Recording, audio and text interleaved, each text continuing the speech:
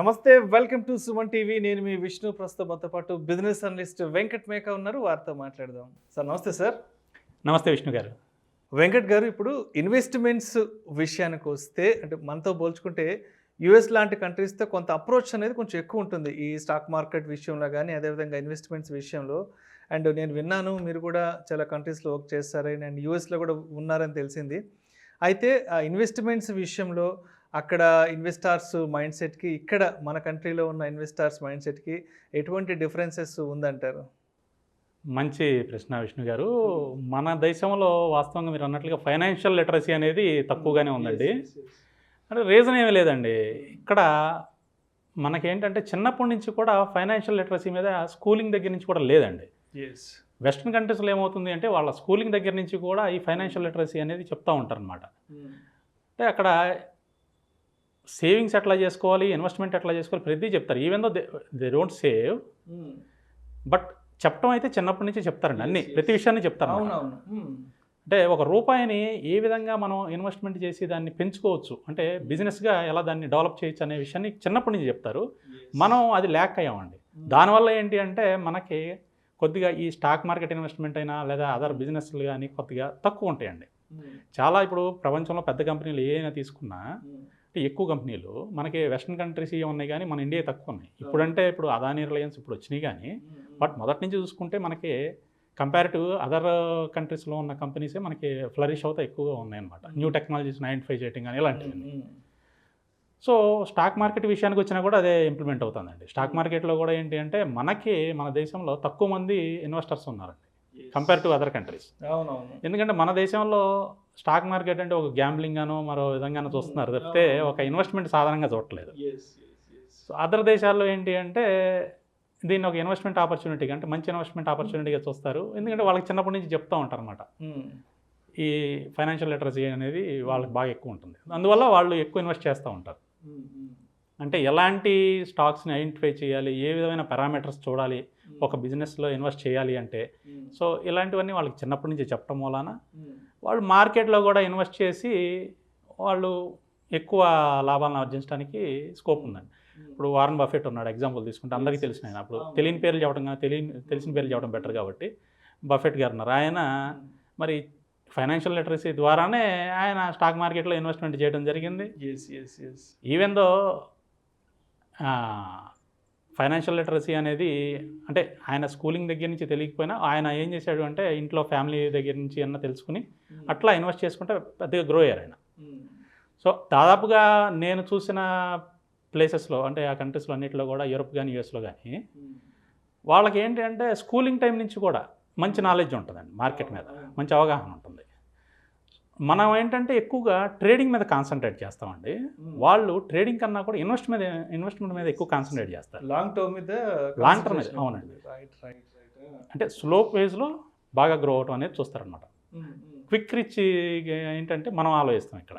అందుకని మన దగ్గర ఏమో ట్రేడింగ్కి ఎక్కువ ఉంటుంది ఇంపార్టెన్స్, అక్కడ ఇన్వెస్ట్మెంట్కి ఎక్కువ ఇంపార్టెన్స్ ఉంటుందండి.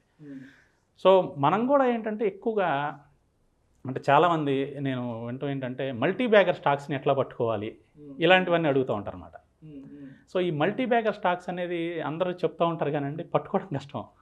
ఎంతమంది పట్టుకున్నారు, ఎన్ని స్టాక్స్ పట్టుకున్నారు?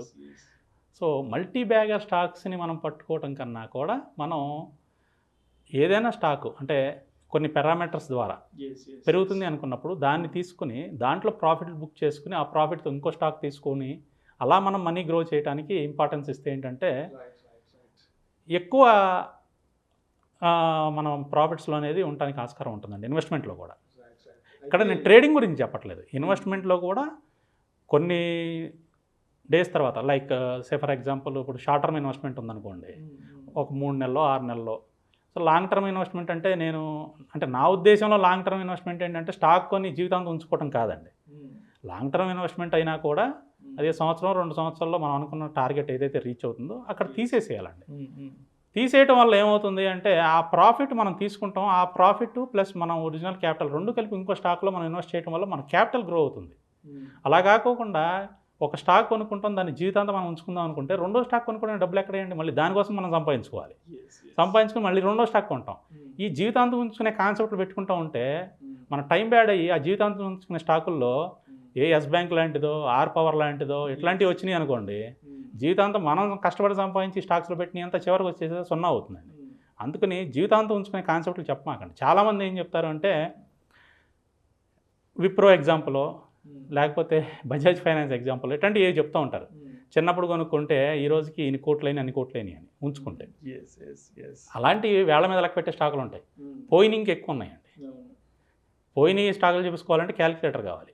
పెరిగిన స్టాకులు ఇట్లా జీవితాంతం ఉంచుకునే స్టాకులు అయితే వేళ్ల మీద లెక్క పెట్టుకోవచ్చు, అన్నీ ఉన్నాయి. కాబట్టి జీవితాంతం ఉంచుకునే కాన్సెప్ట్ని తీసేసేయండి. లాభాలు రాగానే స్వీకరించండి, మళ్ళీ తీసుకెళ్ళి ఇంకో స్టాక్లో పెట్టండి. అలా మనీ గ్రో చేసుకోవాలండి. వెంకట్ గారు, మీరు కూడా ఆల్మోస్ట్ ఒక 10 years నుంచి మార్కెట్లో ఉన్నట్టుగా కూడా తెలిసింది. మరి మీ ఈ మార్కెట్ ట్రావెలింగ్లో మీతో ఎటువంటి మైండ్ సెట్ ఉన్నవాళ్ళు మరి ఎటువంటి ఎక్స్పీరియన్సెస్ని షేర్ చేసుకుంటుంటారు? దాదాపుగా అండి నాతో ఇన్వెస్ట్మెంట్కి సంబంధించిన విషయాలు ఎక్కువ షేర్ చేసుకుంటూ ఉంటారండి. నేను కూడా ఎక్కువ ఆ కాన్సెప్ట్ మీద చెప్తూ ఉంటాను వాళ్ళకి. ఓకే. ప్లస్ నాకు ఏమైనా డౌట్స్ వచ్చినా వాళ్ళని అడుగుతూ ఉంటాను, వాళ్ళకి వచ్చినా నాకు అడుగుతాం. మేము ఇట్లా షేర్ చేసుకుంటూ ఉంటామండి. సో ఈ ఇన్వెస్ట్మెంట్కి సంబంధించింది మనం అంటే ఏ విధంగా డిసిప్లిన్డ్ అప్రోచ్తో మనం చేయాలి అనేది ఎక్కువ మేము మాట్లాడుకుంటూ ఉంటామండి. సపోజ్ ఎగ్జాంపుల్గా మనం ఏదైనా ఒక స్టాక్ కొనుక్కోవాలనుకుంటే మనం రీసెర్చ్ చేసినప్పుడు ఆ స్టాక్ యొక్క వాల్యుయేషను ఒక 130 రూపాయలు ఉందనుకోండి, కానీ ప్రస్తుతం అది 100 రూపాయల్లోనే ట్రేడ్ అవుతుంది అనుకోండి. సో మనం ఇమీడియట్గా ఏం చేస్తామంటే అది అండర్ వాల్యూ స్టాక్ కాబట్టి దాన్ని మనం కొనుక్కోవటం వల్ల అది తొందరగా లాభాలు ఇవ్వడానికి స్కోప్ ఉంటుంది. సో అలాంటి స్టాక్ మనం హోల్డ్ చేసుకుని దాని వాల్యూ 130 రూపాయలు, అంటే ఒరిజినల్ వాల్యూ 130 రూపాయలు కాబట్టి ఆ 100 రూపాయల నుంచి అది 130 రూపాయలు రాగానే మనం దాన్ని అమ్మేసామనుకోండి, మనకి 30% రిటర్న్ అనేది వచ్చేస్తుంది. సో మల్టీ బ్యాగర్ స్టాక్స్ని మనం కాన్సన్ట్రేట్ చేయడం కన్నా కూడా ఇలాంటి స్టాక్స్ని మనం కాన్సన్ట్రేట్ చేసి 30% రిటర్న్ తీసుకుని బయటకు వచ్చేసి మళ్ళీ నెక్స్ట్ స్టాక్ని మనం చూస్ చేసుకోవచ్చు అండి. మనం 130 దగ్గర బయటకు వచ్చేసిన తర్వాత అది 150 వెళ్ళొచ్చు, 160 వెళ్ళొచ్చు, లేదా 110 రావచ్చు. సో అది ఎంత దూరం వెళ్తుంది అనేది పక్కన పెట్టండి, మనకి కావాల్సిన 30% రిటర్న్ అయితే వచ్చేసింది. సో 30% రిటర్న్ అనేది ఓవరాల్గా మీరు కంపేర్ చేసుకుంటూ ఉంటే చాలా ఎక్కువ రిటర్న్ అండి. సో ఒక స్టాక్లో మీకు 3 నెలల్లోనో 4 నెలల్లోనో 30% రిటర్న్ వచ్చింది అనుకోండి, ఇయర్ మొత్తం తీసుకుంటే మన ప్రాఫిట్ అనేది దాదాపుగా 100% అయిపోతుందండి. ఇట్లా 2-3 స్టాక్లో మీరు పెట్టుకుంటే 100% రిటర్న్ తీసుకెళ్ళిపోవచ్చు. అయితే ఇక్కడ అలాంటి స్టాక్ని వెతుక్కోవడం అనేది కష్టమైన పని అండి. సో మల్టీ బ్యాగర్ మీద కాన్సన్ట్రేట్ చేయడం కన్నా కూడా ఇలాంటి స్టాక్స్ మీద మనం కాన్సన్ట్రేట్ చేయడం అనేది కరెక్ట్ అండి. వెంకట్ గారు, నన్ను చాలామంది అడుగుతుంటారు, విష్ణు నువ్వు చాలామంది మార్కెట్ అనలిస్ట్ని కలుస్తుంటావు, వాళ్ళని ఫ్రీక్వెంట్గా ఇంటర్వ్యూస్ చేస్తుంటావు కదా, సో నీకు కూడా ఎంతో కొంత మార్కెట్ గురించి అవగాహన ఉంటుంది, స్టాక్స్ గురించి అవగాహన ఉంటుంది కదా, మరి గెలుపు గుర్రాలు లాంటి స్టాక్స్ ఏమైనా మార్కెట్లో ఉంటాయా? మరి ఆ గెలుపు గుర్రాలు స్టాక్స్ ఏంటో చెప్పమంటూ నన్ను చాలామంది అడుగుతుంటారు, బట్ అది నేను చెప్పడం కరెక్ట్ కాదు. సో మీలాంటి మార్కెట్ నిపుణుల ద్వారా అది చెప్పించడం అనేది కరెక్ట్ అనుకుంటున్నాను. మరి మీరేం చెప్తారు, గెలుపు గుర్రాలు లాంటి స్టాక్స్ను ఏ విధంగా ఐడెంటిఫై చేయాలి అంటే? టెక్నికల్గా కన్నా కూడా మీరు ఫండమెంటల్గా ఆలోచిస్తే, సో ఫండమెంటల్గా మనం ఇలాంటి స్టాక్స్ని ఎట్లా ఐడెంటిఫై చేయొచ్చు అనేది సింపుల్గా చెప్తానండి. అంటే కొన్ని పారామీటర్స్ ఉన్నాయి, ఈ పారామీటర్స్ ద్వారా మనం ఎట్లా కనుక్కోవచ్చో చెప్తాను. ఈ ఫండమెంటల్ పారామీటర్స్ ఏదైనా కూడా మనకి screener.in అనే వెబ్సైట్ ఉందండి. ఈ screener.in వెబ్సైట్లో మనం ఈ పారామీటర్స్ అనేది ఇస్తే ఆటోమేటిక్గా మనకి ఉన్న దగ్గర 7,000 స్టాక్స్ ఉన్నాయండి, బీఎస్సీ ఎన్ఎస్సీ కలిపి. బీఎస్సీలో 6,000 చిల్లర ఉన్నాయి, ఎన్ఎస్సీలో 2,200 ఉన్నాయండి. సో ఇవి పెరిగాయి ఎప్పటికప్పుడు. సో రెండిట్లో కామన్గా 1000 తీసేసిన 7,000 స్టాక్స్ ఉంటాయండి. 7,000 స్టాక్స్లో వచ్చి మనం మాన్యువల్గా వెతుక్కోవాలంటే కష్టం. సో screener.in ఏంటంటే చక్కని ప్లాట్ఫామ్ అండి. ఇది మనం ఏదైతే పారామీటర్స్ ఇస్తుందో ఆ పారామీటర్స్ మ్యాచ్ అయ్యే స్టాక్స్ని మనకి చూపిస్తూ ఉంటుంది అనమాట. సో దాంట్లోంచి మనం ఈజీగా ఐడెంటిఫై చేయొచ్చు అండి. సో ఈ లిస్ట్ ఏంటనేది నేను చెప్తానండి. అంటే ఏ విధమైన పాయింట్స్ మనం అక్కడ screener.inలో ఇవ్వాలి, ఎలాంటి బేసిక్ పాయింట్స్ ఇస్తే మనకి మంచి అంటే స్టాక్ సెలెక్షన్ జరుగుతుందనేది చెప్తానండి.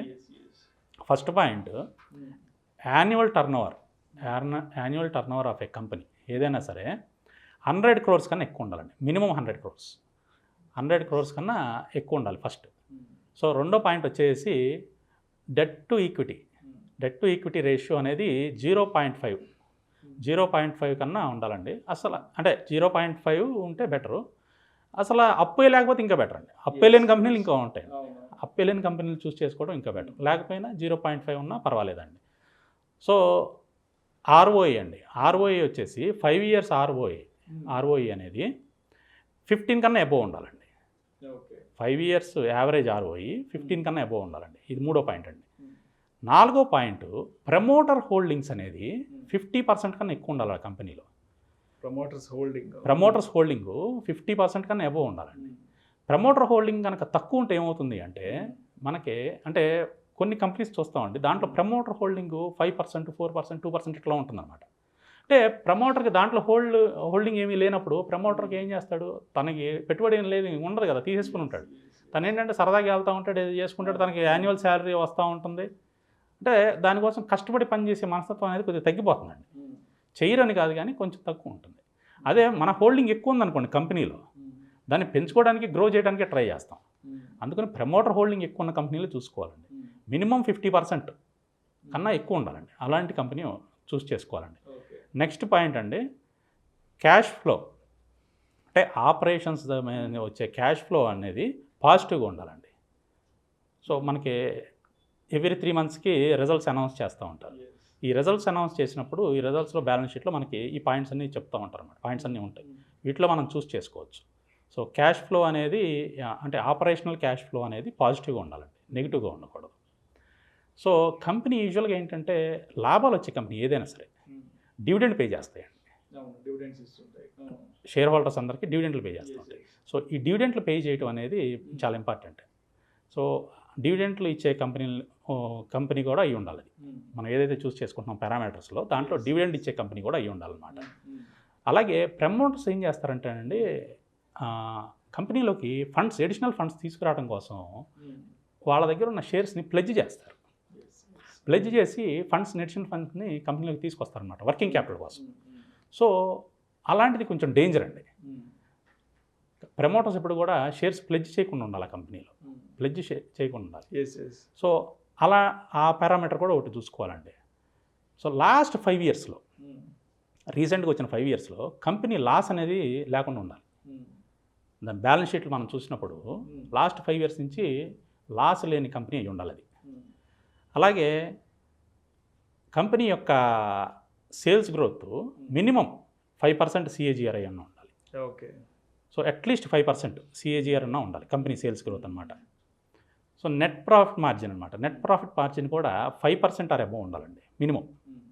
సో ఈ పాయింట్లు ఏవైతే ఉన్నాయో, ఇప్పుడు నేను డిస్కస్ చేసిన ఏ పాయింట్లు ఏవైతే ఉన్నాయో, ఈ పాయింట్లన్నింటినీ మనం screener.inలో పెట్టుకుని మనం పారామీటర్స్ కనుక ఇవి ఇచ్చి స్కాన్ చేస్తే చాలా తక్కువ స్టాక్స్ వస్తాయండి.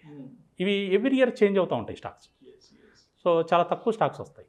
మనం యావరేజ్ 5 ఇయర్స్ అని తీసుకుంటున్నాం కదా. సో 4 ఇయర్స్ ఉంటే అది క్వాలిఫై అవ్వదు. సో నెక్స్ట్ ఇయర్కి అది 5 ఇయర్స్ అవుతుంది కదా. సో మనం ప్రతిసారి చెక్ చేసుకుంటున్నప్పుడు కొత్త స్టాక్స్ వస్తూనే ఉంటాయి. సో మనం ఈ స్టాక్స్ని చెక్ చేసుకుని ఫండమెంటల్గా స్ట్రాంగ్గా ఉన్నాయి కాబట్టి వీటిల్లో కనుక మనం ఇన్వెస్ట్ చేసుకుంటే మనం ఖచ్చితంగా అంటే గెలుపు గుర్రాల మీదే మనం పెట్టుకున్నట్లు అవుతుందండి. ఇలాంటివి ఏంటంటే మార్కెట్ కరెక్షన్ టైం అప్పుడు కూడా బాగా కిందకి రావండి, స్టేబుల్గా ఉంటాయి. కోవిడ్ టైంలో కూడా మార్కెట్ అంతా పడినా కూడా కొన్ని స్టాకులు పడలేదండి, చాలా స్టేబుల్గా ఉన్నాయి, గమనించండి. అలాగే ఇలాంటి స్టాక్స్ని పెట్టుకున్నప్పుడు ఏమవుతుందంటే కరెక్షన్ అప్పుడు కూడా బాగా కిందకి రావండి. నిజంగా పర్ఫామ్ చేసే కంపెనీలు ఎప్పుడు కూడా కిందకి రావు, కొంచెం కరెక్షన్ జరుగుతాయి, సెంటిమెంటల్ కరెక్షన్ అది. సో అలాంటివి మనం పక్కన పెడితే అవి మళ్ళీ రికవరీ జరిగిపోతుంది. ఎప్పుడైతే మార్కెట్ రికవరీ అవుతుంది, మార్కెట్ అనేది సైక్లిక్ అండి, కిందకి పైకి వెళ్తూ ఉంటుంది. సో ఆ రికవరీలో అవి మళ్ళీ ఫాస్ట్కి వెళ్ళిపోతూ ఉంటాయండి. సో ఇలాంటివి కూడా ఏం చేయాలి అంటే మనం టార్గెట్లు ఏదైతే పెట్టుకోవాలి, మినిమం టార్గెట్లు, స్టాప్ లాస్లు మెయింటైన్ చేయాలండి. నేను ఇందాక చెప్పినట్లుగా అండర్ వాల్యూ స్టాక్స్ ఏదైతే ఉన్నాయో 30% రాగానే మనం తీసేస్తామని చెప్పాం కదా. సో యూజువల్గా ఏం చేయొచ్చు అంటే 30% రాగానే తీసేయకుండా మన స్టాప్ లాస్ ఏదైతే ఉంటుందో మనం ఏ ప్రైజ్లో కొన్నామో అక్కడికి మూవ్ చేసి 20-డే మూవింగ్ యావరేజ్ ఎప్పుడైతే దిగిపోతుందో ఆ స్టాకు అప్పుడు తీసేయటం వల్ల ఏమవుతుందంటే ఎక్కువ దూరం ట్రావెల్ చేస్తాం ఆ స్టాక్లో ట్రెండీగా ఉన్నప్పుడు. సో ఈ విధమైన పాయింట్స్ కనుక వాళ్ళు జాగ్రత్తగా మెయింటైన్ చేయగలిగితే సో మంచి సక్సెస్ఫుల్ స్టాక్స్ని వాళ్ళ పోర్ట్ఫోలియోలో హోల్డ్ చేయడానికి ఆస్కారం ఉంటుందండి. Right. Thank you sir, thank you so much Venkata గారు. ఈ గెలుపు గుర్రాల లాంటి స్టాక్స్ని ఏ విధంగా ఐడెంటిఫై చేసుకోవాలి, వాటిని పోర్ట్ఫోలియోలో ఏ విధంగా హోల్డ్ చేసి పెట్టుకోవాలి అనే అంశం గురించి ప్రేక్షకులకు మీ విశ్లేషణ ద్వారా చాలా చక్కగా వివరించారు. Thank you so much sir. Welcome అండి.